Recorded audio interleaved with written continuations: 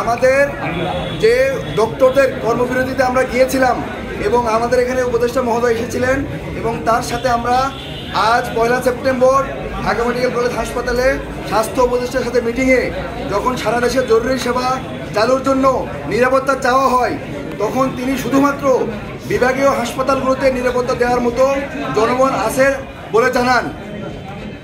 তাই বিভাগীয় হাসপাতালগুলোতে 1:1, আমি আবার বলছি, একজন ডক্টর একজন সিকিউরিটি ফোর্সের সদস্য, সেটা হয়তো বা আর্মি হতে পারে, সেটা হয়তো বা পুলিশ হতে পারে।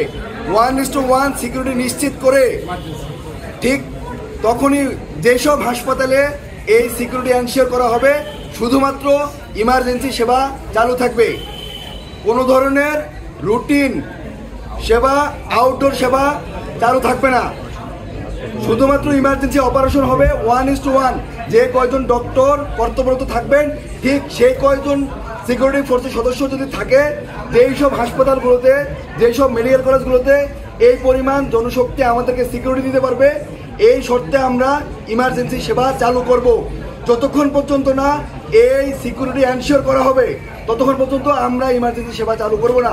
যদি এখনই এনশিওর করা হয় আমরা এখন থেকেই ইমার্জেন্সি সেবায় ফিরে যাব। এবং এটা শুধুমাত্র আগামী 24 ঘন্টার জন্য। আগামী 24 ঘন্টার মধ্যে যদি অপরাধীকে গ্রেপ্তার করে আইনের আওতায় এনে জনসম্মুখে ভিজিবল না করা হয় তাহলে আগামীকাল রাত 8টার পরে আবার এই শাটডাউন কর্মসূচি চলবে। আগামী 7 দিন পর্যন্ত সারা বাংলাদেশের সকল ধরনের আউটডোর এবং রুটিন সেবা বন্ধ থাকবে। এই 7 দিনের মধ্যে আমাদের 2টা দাবি ছিল। এটা স্বাস্থ্য অধিদপ্তরের আন্ডারে স্বতন্ত্র স্বাস্থ্য পুলিশের নিয়োগ দিতে হবে এবং এইটা এনশিওর করতে হবে এবং আমাদের চিকিৎসকদের নিরাপত্তার জন্য চিকিৎসক সুরক্ষা আইন প্রণয়ন করতে হবে। এই 7 দিনের মধ্যে যদি আমরা এই 2টা সেবা পাই তাহলে আমরা আবার আউটডোর সেবা এবং রুটিন সেবায় ফিরে যাব। আদারওয়াইজ এই 7 দিনের মধ্যে যদি আমরা কোনো ধরনের কোনো সুরাহা না পাই তাহলে আমাদের এই আউটডোর সেবা এবং রুটিন সেবা বন্ধ থাকবে।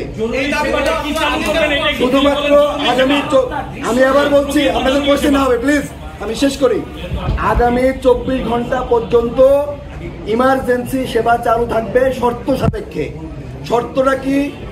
যেই হাসপাতালগুলোতে, যেই মেডিকেল কলেজগুলোতে ডক্টর যে কয়জন থাকবে ঠিক সেই কয়জনই পুলিশ অথবা আর্মি অথবা বিজিবি যদি তাদের উপস্থিত থেকে সিকিউরিটি এনশিওর করতে পারে, সিকিউরিটি এনশিওর করার পরে আমরা আমাদের ইমার্জেন্সি সেবা চালু করব। সেটা যদি এখন থেকে করতে পারে আমরা এখনই করব, সেটা যদি ওনারা ডিলে করে সেটার দায়ভার ওনাদের উপরে বর্তাবে। ইমার্জেন্সি সেবা আমরা চালু করবো সত্যি সাপেক্ষে।